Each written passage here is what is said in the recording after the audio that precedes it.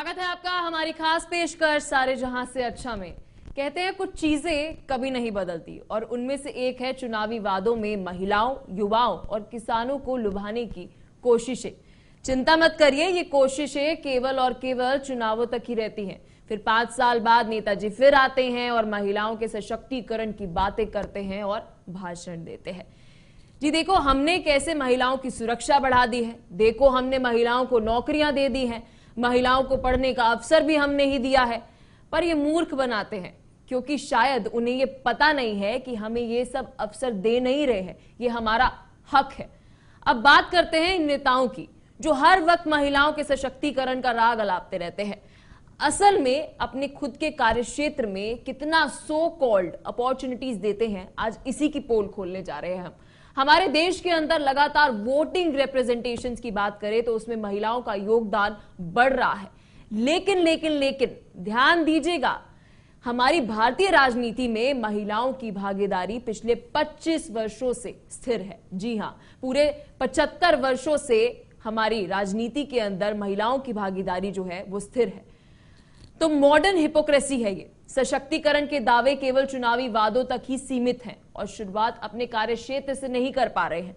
तो आज की हमारी चर्चा की कि भारतीय राजनीति में महिलाओं की भागीदारी क्यों नहीं बढ़ रही है। 75 साल हो चुके हैं आजादी को, उसके बावजूद भी महिलाओं की भागीदारी इंडियन पॉलिटिक्स के अंदर कॉन्स्टेंटली अगर बात करें तो स्थिर बनी हुई है। आज इसी मुद्दे पर रहेगी हमारी चर्चा। पर एक ग्राफिक्स की ओर नजर गवाते हैं क्योंकि पहले आपको चौंकाने वाले आंकड़े बता देते हैं कि भारतीय राजनीति के अंदर महिलाओं की भागीदारियों के अंदर कितनी बढ़ोतरी हुई है। लोकसभा में केवल 14.44% रिप्रेजेंटेशन है, फीमेल रिप्रेजेंटेशन है। तो संसद में आपको बता दें महिलाओं के 10.5% रिप्रेजेंटेशन है। तो ये राज्य विधानसभाओं के अंदर आ जाते हैं जरा, तो वहां पर भी राष्ट्रीय एवरेज की अगर हम बात करते हैं तो 9% है। तो भारतीय राजनीति के अंदर महिलाओं की भागीदारी, देश में कितनी महिला विधायक हैं? केवल 9%। ये पूरे देश की हम बात कर रहे हैं, केवल 9%। बराबरी की बात होती है देश में चुनावी भाषणों में, आप देखिए।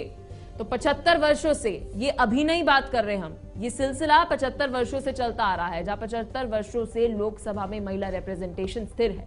75 वर्षों की बात करें तो रिप्रेजेंटेशन 10% भी नहीं बढ़ा, यानी कि 10% से ज्यादा जो रिप्रेजेंटेशन है महिलाओं की लोकसभा में, इससे ज्यादा नहीं हुई। तो साथ ही आईपीयू ग्लोबल रैंकिंग, जब फीमेल रिप्रेजेंटेशन की बात करते हैं, भारत का स्थान बहुत कम है, बहुत ज्यादा कम है, क्योंकि 2014 के चुनाव के बाद ये रैंक 117 थी, जहां 2020 जनवरी में ये रैंक जो है 143 हो गई। आप ये मत सोचिए रैंक जो है बढ़ गई, ये रैंक कम हो गई, क्योंकि ये रैंक जो है 117 से 143 हो गई। तो लगातार भारतीय राजनीति के अंदर जहां चुनावी वादों के अंदर महिलाओं की बातें हो रही है, सशक्तिकरण की बात हो रही है, लेकिन जब हम बात करते हैं हमारी पॉलिटिक्स के अंदर, तो पॉलिटिक्स के अंदर रिप्रेजेंटेशन लगातार स्थिर बनी हुई है। तो चलिए आज इसी मुद्दे पर रहेगी हमारी चर्चा। हमारे मेहमान हमारे साथ जुड़ गए हैं सुनीता सिंह गौर, आरएसएस, फराह फैज हमारे साथ अधिवक्ता है सुप्रीम कोर्ट से, साथ ही हमारे साथ सुनीता धवन बीजेपी चंडीगढ़ प्रेसिडेंट है, सुमन अपर्णा आहूजा हमारे साथ सामाजिक कार्यकर्ता है। बहुत बहुत शुक्रिया आप चारों का इस महत्वपूर्ण मुद्दे के ऊपर बात करने के लिए, क्योंकि जब हम महिला सशक्तिकरण की बात करते हैं तो फीमेल रिप्रेजेंटेशन कॉन्स्टेंटली इतनी कम क्यों है? सुनीता जी, सबसे पहले आपसे ये सवाल मैं पूछना चाहूंगी, क्योंकि आप इस पूरे कार्यक्षेत्र, इस पूरी प्रणाली का एक हिस्सा हैं। क्यों लगातार 75 वर्ष हो चुके हैं, 75 ईयर्स ऑफ इंडिपेंडेंस, लेकिन अभी भी फीमेल रिप्रेजेंटेशन जो है वो स्थिर बनी हुई है? क्या कारण समझती हैं आप सुनीता जी? सबसे पहले सबको नमस्कार करती हूँ। आवाज आ रही है? जी जी, आपकी आवाज हम तक पहुंच रही है। हाँ, धन्यवाद जी, सबको नमस्कार। और बहुत अच्छा आपने आज ये कदम उठाया कि महिलाओं की भागीदारी के बारे में पूछा गया। लेकिन आप सब जानते हैं, शुरू से हम अपनी हिस्ट्री देखें तो हमारे पहले महिलाओं की इतनी भागीदारी नहीं होती थी जितनी अब बढ़ रही है। नो डाउट आपने बताया कि 2014 में हमारे 117 महिलाओं की भागीदारी थी, अब हमारा बढ़कर रैंक बड़ा हो गया है। लेकिन धीरे धीरे ये अवेयरनेस आ रही है, क्योंकि जब से मोदी सरकार आई है उन्होंने महिलाओं के बारे में बहुत कुछ सोचा है। तो जब महिलाओं के बारे में कुछ सोचा जाता है, किया जाता है, तो तभी महिलाएं आगे बढ़ती हैं। मैं मोर्चा अध्यक्ष हूँ यहाँ पर बीजेपी की। और मेरे पास बहनें इतनी जुड़ रही हैं, इतनी पॉजिटिव, इतने इनोवेटिव आइडियाज लेके आती हैं, और ये भी कहती हैं कि हाँ, हमारे प्रधानमंत्री जी को कैसे पता चल जाता है कि हम ये सोच रहे हैं।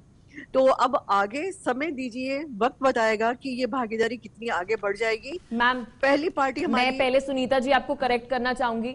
117 रैंक जो मैंने बताई वो रैंक कम हो गई, वो रैंक बढ़ी नहीं। सबसे पहले तो जब हम कंट्रीज की बात करते हैं, टोटल कंट्रीज के अंदर 117 से वो 143 हो गई, यानी कि हमारी रैंक जो है वो कम हो गई। और बात मैं केवल आपकी पार्टी की नहीं कर रही हूं, ये सवाल मेरा हर एक पॉलिटिकल पार्टी से है, क्योंकि ये 75 सालों से चलता आ रहा है। आप कह रही है बदलाव हो रहा है, लेकिन आंकड़े ऐसा कुछ दर्शा नहीं रहे, क्योंकि 75 वर्षों से जो हमारा एवरेज है, टोटल एवरेज है, वो सेम है।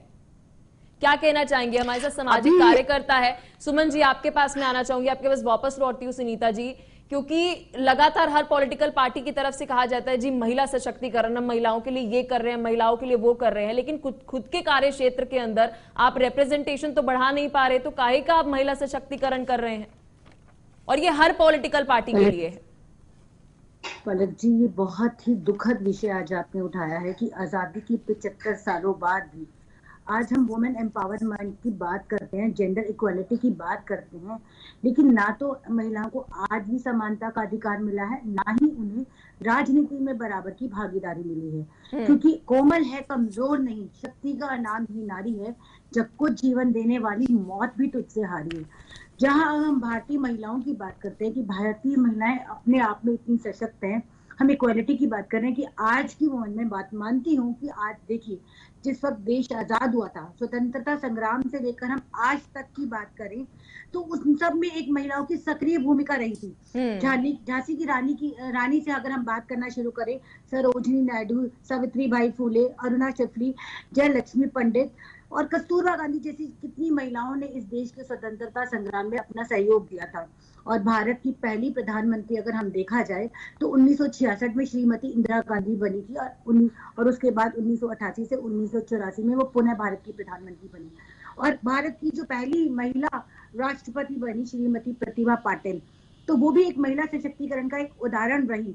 और खुद हमारे संविधान के जो रचयिता थे, उन्होंने एक बात कही थी कि जिस दिन भारत के सर्वोच्च राष्ट्रीय पद पर कोई दलित महिला स्थापित हो जाएगी, तो उस दिन हम सोचेंगे कि शायद आज महिला सशक्तिकरण की हम बात कर सकते हैं। लेकिन आज वो उनका सपना साकार तो हो गया है कि द्रौपदी मुर्मू जी इस सर्वोच्च पद पर पहुंच चुकी हैं। लेकिन अगर मैं आपको अपने पर्सनल एक्सपीरियंस से बताऊं, मैं पुरानी आंकड़ों पर नहीं जाती, मैं ताजा आंकड़ों की बात करती हूँ।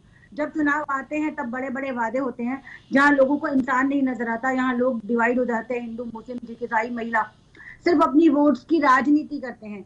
तो वो चुनावी मुद्दे तो बहुत सारे चलते हैं। कभी तृणमूल ने जिस तरह से अपनी उसमें घोषणा की 2017 उसमें कि मैं 41%, लेकिन बात यहाँ पर ये हो रही है सुमन जी, जहां तक मैं समझती हूँ कि जब हम बराबरी की बात करते हैं तो मेरी तो डेफिनेशन बराबरी की है जी 50-50 बराबरी की। अगर मेरे जितने पैनल्स है और व्यूअर्स है, मैं समझती हूँ 50-50। अब पता नहीं हमारे इंडियन पॉलिटिक्स क्या समझते हैं बराबरी से, या तो उनको थ्रेटन महसूस होता है कि कहीं महिलाएं अगर आधा अधिकार ले लेंगी तो शायद कुछ बेहतर ना हो जाए। इस पर आप फरा जी, आप क्या कहना चाहेंगी? हम मेरे पास एक बिल है, विमेन रिजर्वेशन बिल मेरे पास है, तो ये 2008 के अंदर आया था, राज्यसभा के अंदर पास हो गया, लोकसभा में नहीं हुआ। क्यों? इससे क्यों डर रहे हैं? 1/3 सीट्स क्यों नहीं मिल सकती महिलाओं को? जी देखिए, इसका सबसे बड़ी वजह जो है वो है जो हमारे पुरुष प्रधान समाज है। कहीं ना कहीं इन पुरुष प्रधान समाज में एक ये डर और खौफ है कि अगर हम महिलाओं को बराबरी का हक दे देंगे तो शायद उनका पतन हो जाएगा, उनको जो है महिलाओं की जी हुजूरी करनी पड़ेगी। तो यही एक डर उन्हें सताता है कि महिलाएं जो है वो हमारे सर पे सवार ना हो जाएं। और इसका जो वोट बैंक पॉलिटिक्स है उसमें बहुत ज्यादा इस्तेमाल होता है। अभी जैसे सुनीता धवन जी ने बताया कि औरतें मेरे पास आ रही हैं, इनोवेटिव आइडियाज के साथ आती हैं, तो ये औरतों का या महिलाओं का खुद से एक पैशन है कि वो खुद से बाहर निकल करके आ रही हैं। आप ये देखिए, 2001 में अटल बिहारी साहब की जब सरकार थी तब महिला सशक्तिकरण वर्ष जो है वो डिक्लेयर किया गया था 2001 को, और आज उसे भी गए 22 साल गुजर गए हैं।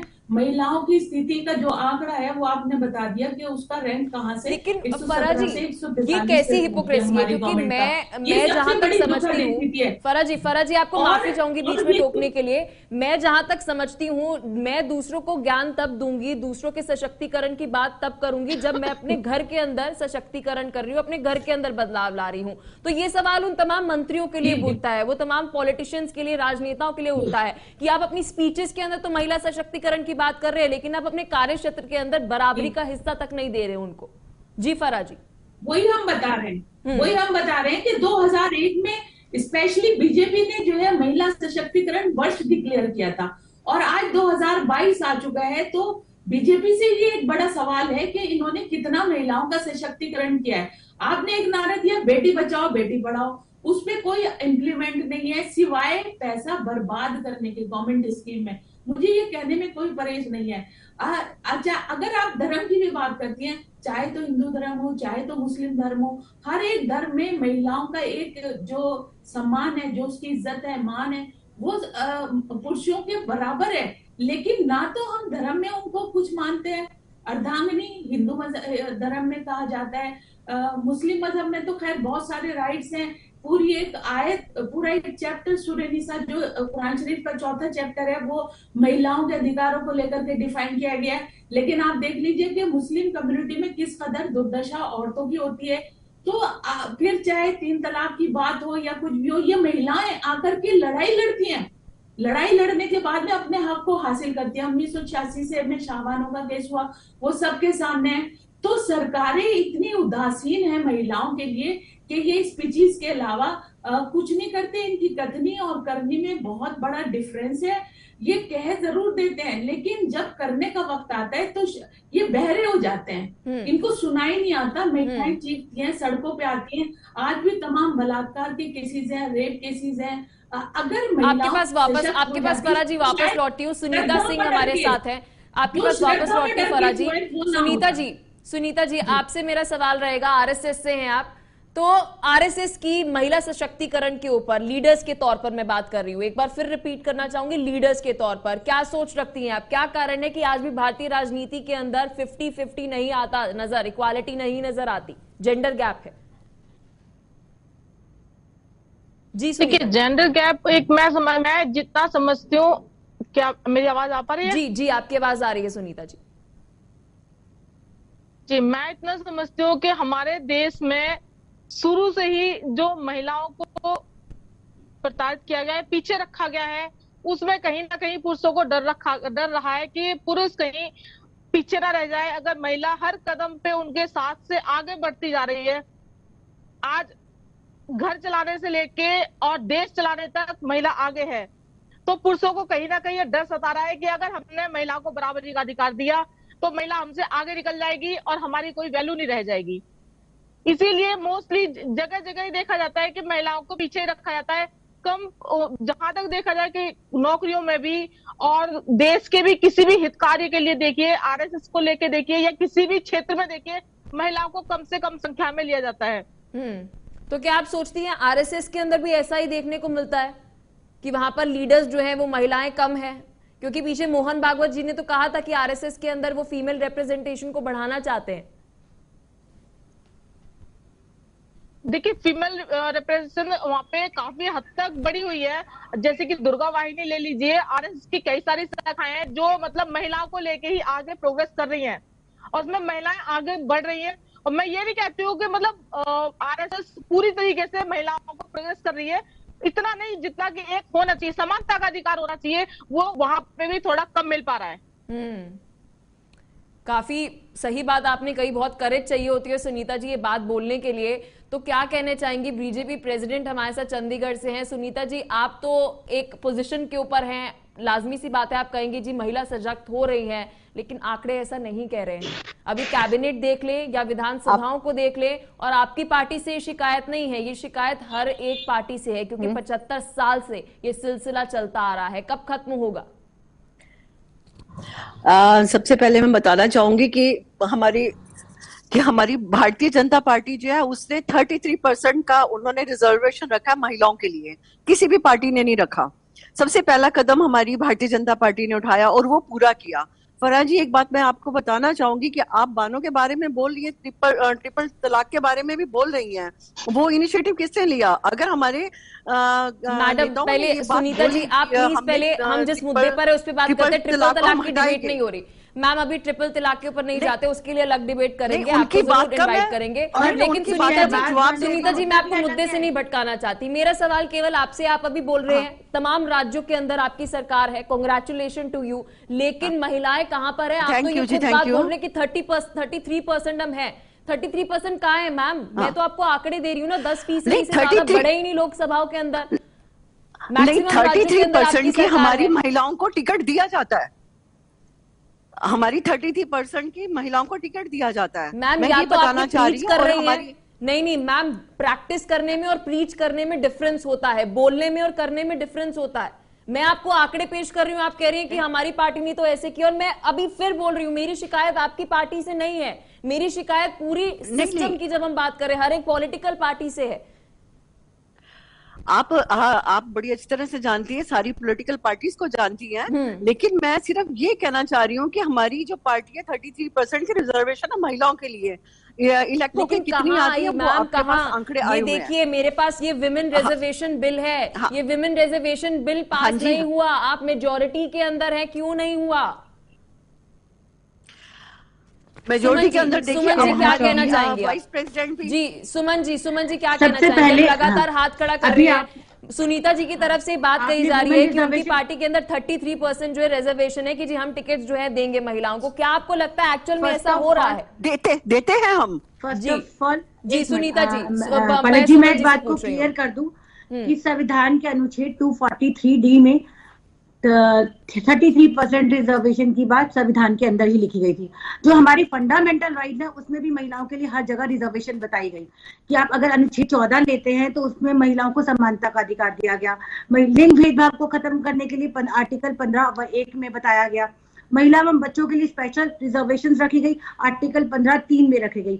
और अभी जो आप वुमेन रिजर्वेशन बिल तो पार्लियामेंट की बात कर रहे हैं, 2008 में ये पहली बार राज्यसभा में आया, जो खराब हो गया, जो निष्कासित कर दिया गया। 2010 में इसको पुनः रिप्रेजेंट किया गया, जिसका कोई सॉल्यूशन नहीं निकला। 2019 में भी नहीं हुआ हो गया जी। 2000 जी फिर से लैप्स हो गया। और 2016 में पहली बार एमसीडी के चुनावों में या ग्राम पंचायत के चुनावों में पहली बार महिलाओं को 50, इलेक्शन कमीशन ने 50% महिलाओं के लिए घोषणा की। लेकिन उसके बाद के जो चुनाव हुए, जो विधानसभा के चुनाव थे, जो लोकसभा के चुनाव थे, वहां पर महिलाओं के रोल का क्या हुआ? वहां पुनः वही स्थिति थी। मैंने खुद इस पर एक सर्वे किया, जब दिल्ली में अभी विधानसभा का चुनाव हुआ तो पार्टी से कितने वो रेशो जो 10% था वो उससे भी कम हो गया। अगर 70 की सीटों के आसपास विधानसभा की सीटें हैं तो महिलाओं को भारतीय जनता पार्टी ने कितनी सीटें दी? मात्र 5 या 4। और आम आदमी पार्टी ने कितनी सीटें दी? 6 या 7। आप पूरे के पूरे डाटा को कलेक्ट किए सिर्फ अभी तक। और जबकि 2017 का जो उसका कानून आया था, तब जो तृणमूल की सरकार थी उसने अपनी लोकसभा के चुनावों में पहली बार महिलाओं के लिए 41% महिला सीटों की मांग की। और उसके बाद जो नवीन पटनायक जी थे उन्होंने भी 33% पहली बार महिलाओं को टिकट देने की अनाउंसमेंट की। लेकिन आज भी आंकड़े सिर्फ वर्बल बातों से कुछ नहीं होता, हम आज भी यथार्थ की धरती पर बिल्कुल नहीं खड़े हैं। और दूसरी बात, वुमेन एम्पावरमेंट की बात अभी जिस तरह से सुनीता जी ने कही, मैं खुद आरएसएस से हूँ। महिला सशक्तिकरण का मैं मानती हूँ कि ये पुरुष प्रधान समाज है, पुरुष सत्तात्मक समाज है। देखिए, लेकिन पुरुष को आज ये बात समझना होगा, नारी पढ़ेगी, नारी शिक्षित होगी, सुरक्षित होगी, लेकिन एक सशक्त महिला कभी भी पुरुष को डोमिनेट नहीं करती है। हमारे अंदर जो मानवीय मूल्य महिला के अंदर होते हैं, एक जो स्त्री है वो कभी भी ये नहीं चाहती कि जिस पुरुष के साथ या जिस समाज के साथ, देखिए आज की जो महिला है वो, मैं नारी क्या लिखूं तुम्हारे सम्मान में, मुझको शब्द नहीं मिलते, सजाऊं कैसे तुम्हारी अनुपम कृति, वो तराशे हुए रतन नहीं मिलते। वो भारत की महिला जो रडार चला रही है, जो पायलट चला रही है, वो राजनीति के क्षेत्र में भी जब आएगी तो बराबर की भागीदारी निभाएगी। हम तो बराबर की बात कर रहे हैं, परेशानियां क्या है नहीं कर रहे। हाँ, उसे पता। लेकिन पुरुष को लगता है, क्योंकि वो खुद सत्तात्मक है, क्योंकि वो खुद डोमिनेटिंग है, कहते हैं ना जैसी दृष्टि वैसी सृष्टि। लेकिन एक सशक्त महिला की परिभाषा ही यही है कि वो सबको समानता से देखती है, वो समानता की बात करती है। वो ये नहीं सोचती कि मैं पुरुषों से आगे बढ़ूं, वो सिर्फ गलत को गलत और सही को सही कहने में विश्वास रखती है। फराह जी, वो आगे क्या कहना चाहेंगी? हमारे पास ये विमेन रिजर्वेशन बिल है, बार बार आता है, पास होता नहीं है, फिर उसके बाद हम दावे करते हैं कि महिलाओं का सशक्तिकरण करते हैं, तो आपका ये विमेन रिजर्वेशन बिल के ऊपर क्या स्टैंड है? जी फराह जी। देखिए सुमन जी की जो अभी बातें जितनी है मैं उन सब से एग्री करती हूँ, और इसका मैंने अपने पिछले उसमें भी बताया कि सिर्फ और सिर्फ इसका जो रीजन है वोट बैंक पॉलिटिक्स है, और जो हमारे यहाँ पुरुष प्रधान समाज है उसकी जो पैट्रियार्चिकल जो सोसाइटी है वो कहीं ना कहीं इसका रीजन है। और पुरुष को यही लगता है कि महिलाओं को अगर सशक्त कर दिया गया तो अगर हमारे अगर हम ये चीज देख रहे हैं फराह जी, और हमें जो है फराह जी अगर क्लियरली हम देख रहे हैं 75 सालों के अंदर नहीं हो रहा ऐसा कि 75 साल हो चुके हैं, विमेन की रिप्रेजेंटेशन पॉलिटिक्स के अंदर नहीं बढ़ रही है, तो क्या इलेक्शन कमीशन जिस तरीके से एमसीडी के अंदर 50% की उन्होंने बात करी, तो इस तरीके की इलेक्शन कमीशन के पास राइट है, क्या उनको इसके अंदर अब इंटरफेयर करने की जरूरत है? जी फराह जी। बिल्कुल बिल्कुल बिल्कुल करना चाहिए उनको, लेकिन प्रॉब्लम तो ये है कि हमारे पास महिलाओं के लिए सब कुछ है, लेकिन वो सब कागजी कार्रवाई है, इम्प्लीमेंटेशन के नाम पर जीरो है। इम्प्लीमेंटेशन जब तक इन चीजों का नहीं होगा तब तक ये सुधार आने वाला नहीं है। और ये सुधार लाने के लिए मुझे तो ये लगता है कि महिलाएं जिस तरह से अब शिक्षित हो रही हैं, आगे बढ़ रही हैं, अपने अधिकारों के लिए आवाज उठाती हैं, तो महिलाएं ही इसके लिए भी आगे आएंगी और अपने लिए आवाज उठाएंगी, तभी उनको एक लंबे संघर्ष के बाद में जो है वो ये चीजें मिलेंगी। अब आप ये देख लीजिए महिला सशक्तिकरण का या उदाहरण देख लीजिए, कितना शोषण हो रहा है महिलाओं का, कि लव जिहाद का एक इतना फ्यूरियस इश्यू है और इतना उठाया जाता है। यूपी में जो है लव जिहाद पर एक कानून भी आ गया। फराह जी इस पर लव जिहाद पर अभी बाद में जाएंगे, अभी पॉलिटिक्स के अंदर हम बात करते हैं। अगर आप उस फराह जी अभी लव जिहाद पर नहीं जाएंगे हम, तो महिलाओं के लिए मेरा बीजेपी प्रेसिडेंट से सवाल है, इलेक्शन कमीशन आपके पास, मैम फराह जी आपके पास लौटती हूँ मैं, सुनीता जी आपके पास आना चाहूंगी। इलेक्शन कमीशन अगर जिस तरीके से एमसीडी के अंदर 50% घोषणा जो है कर दी कि महिलाएं जो है उनको आपको टिकट्स देनी पड़ेगी, इस तरीके का क्या अब इलेक्शन कमीशन को ही काम करना पड़ेगा, क्योंकि संभावना दिख नहीं रही कुछ, क्योंकि 75 साल हो चुके हैं। नहीं ऐसा नहीं है, मैं चंडीगढ़ की मैंने भी काउंसलर का इलेक्शन एमसीडी का लड़ा है यहाँ पे चंडीगढ़ से, लेकिन 33% की हमें मिली है 16 में। अब हमारी धीरे धीरे इंप्रूवमेंट हो रही है। आप कह रहे हैं कि वुमेन एम्पावरमेंट नहीं है क्या? हमारी जो डिफेंस मिनिस्टर है वो सीतारमन जी नहीं रही है क्या? फॉरेन मिनिस्टर नहीं रही है सुषमा स्वराज जी? और फाइनेंस मिनिस्टर अब ये नहीं है सीतारमन जी? क्या हमारी महिलाओं को 10 में से एक का एग्जाम्पल मत दीजिए मैम आप मुझे 10 में से एक का एग्जांपल मत दीजिए। आपको पता है भी कैबिनेट के अंदर कितने मिनिस्टर्स हैं फीमेल? नहीं मैडम आप मुझे, मैं यहाँ पर बराबरी की बात कर रही हूँ, मैं यहाँ पर ट्रॉफीज की बात नहीं कर रही हूँ कि आप मुझे बोल रहे हैं 10 में से एक को हम सीट दे देंगे तो जी हम महिला सशक्तिकरण कर रहे हैं। नहीं बराबरी की नहीं क्या बराबरी मैम बताइए मुझे, कौन सी बराबरी हो रही है? 10%, इट्स टू लो। अब पहले देखो कौन इलेक्शन लड़ता था? कोई नहीं, हम घरों से निकालते थे, आओ जी आपको इलेक्शन का टेस्ट करवाना है। लेकिन अब महिलाएं इतनी आगे आगे पुरुष भी हमारी पार्टी देख रही है। आप तो सुनीता जी आप हमने महिलाओं को, आप कह रही है आंकड़े सब झूठे हैं, सिर्फ आप सच है। नहीं मतलब मैं ये आंकड़े पेश नहीं कर रही हूँ, ग्लोबल इंडेक्स बता रहा है कि जी आपका स्तर 117 से 143 हो चुका है, but it's not a serious issue to you. जी सुमन जी सीरियस तो है, मैं भी इस बारे में नहीं मैम आप एक्सेप्ट ही नहीं करना चाह रही है। डिबेट जब से शुरुआत हुई आप एक्सेप्ट ही नहीं करना चाह रही है, अब लगातार यही बात बोल रही है नहीं वुमेन रिप्रेजेंटेशन बढ़ रही है, हमारी पार्टी बढ़ा रही है। मैं तो बोल रही हूँ आपकी पार्टी से शिकायत ही नहीं है, मुझे तो हर एक पॉलिटिकल पार्टी से शिकायत है। मैं तो आपकी पार्टी का जिक्र नहीं कर रही मैडम सुनीता जी, मैं आपकी पार्टी का जिक्र नहीं कर रही, मैं तो बार 75 साल का हवाला दे रही हूँ सुनीता जी, मैं तो 75 साल का हवाला दे रही हूँ, मेरी आपकी पार्टी से शिकायत ही नहीं है। जी सुमन 75 साल अगर आपकी पार्टी से शिकायत नहीं होती तो मैं तो कह रही हूँ विमेन रिजर्वेशन बिल है उसको पास कर दीजिए, आप मेजोरिटी में है। जी सुमन जी बोलिए। फर्स्ट ऑफ ऑल इक्वालिटी का मतलब क्या होता है? बराबरी यानी 50-50% का जो रेशियो होता है, वी कॉल दिस इक्वालिटी। हम 33% को भी इक्वालिटी नहीं मानते। दूसरी बात ये जो 10% की हम बात कर रहे हैं पलक जी, इसमें मैं एक चीज और ऐड ऑन कर दूं, जो महिला सदस्य इसमें आ रही हैं वो भी कहीं ना कहीं उसमें इस चीज को ऐड ऑन करना चाहिए।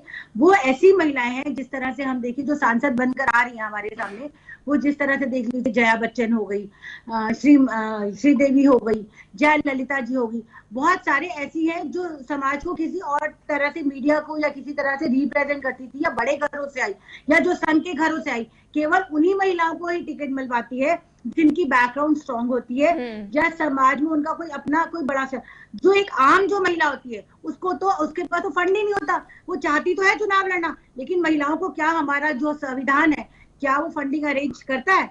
क्यों वो एक निर्दलीय चुनाव नहीं लड़ सकती? हो सकता है उसके मन में हो कि मैं बराबरी के, मैं आज समाज को कुछ करके दिखाऊं। और दूसरी बात, मतलब वो जनता का प्रतिनिधित्व तो करना चाहती है। देखिए, अगर कोई सेलिब्रिटी चुनाव में खड़ी हो जाती है तो उसको जीतने के लिए ज्यादा मेहनत नहीं करनी पड़ती, लेकिन वही एक आम महिला जब घर की चार दीवारी से निकलकर इस देश को बदलने की बात करती है, तो या तो उस महिला को कुचल दिया जाता है या उसका कोई समर्थन नहीं करता।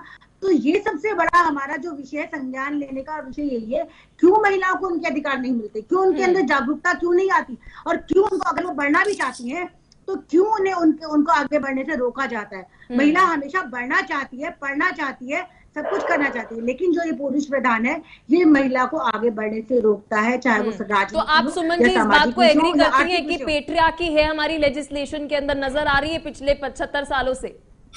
बिल्कुल बिल्कुल, परिवारवाद, वंशवाद और बहुत सारी कुरीतियां हमारी राजनीति। नहीं, परिवारवाद को तो बार बार जिक्र कर लिया जाता है। नहीं सुमन जी, परिवारवाद को तो बार बार जिक्र कर लिया जाता है, पितृसत्तात्मक सोच का नहीं करा जाता।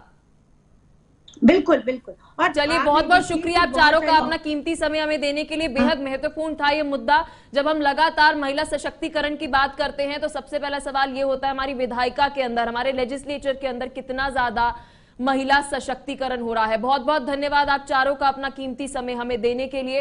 तो आज का हमारा मुद्दा बेहद ही महत्वपूर्ण था। आज बात यह हो रही थी क्योंकि लगातार हमारे चुनावी वादों के अंदर कोई भी पार्टी हो वो जिक्र करते हुए नजर आती है, जी महिला सशक्तिकरण हो रहा है। लेकिन बात यह हो रही है कि जब हम महिला सशक्तिकरण की बात कर रहे हैं तो हमारे इंडियन लेजिस्लेचर के अंदर विमेन की रिप्रेजेंटेशन कितनी है, हमारी विधायिका के अंदर कितनी है। आपको जानकर आश्चर्य नहीं होगा कि पिछले 75 सालों के अंदर रिप्रेजेंटेशन 10% से ज्यादा हमारी विधानसभाओं के अंदर पार नहीं हुई है। तो बहुत चौंकाने वाले ये आंकड़े हैं। तो फिलहाल के लिए इस एपिसोड में इतना ही। मिलते हैं आपसे नेक्स्ट एपिसोड के अंदर एक नए मुद्दे के साथ।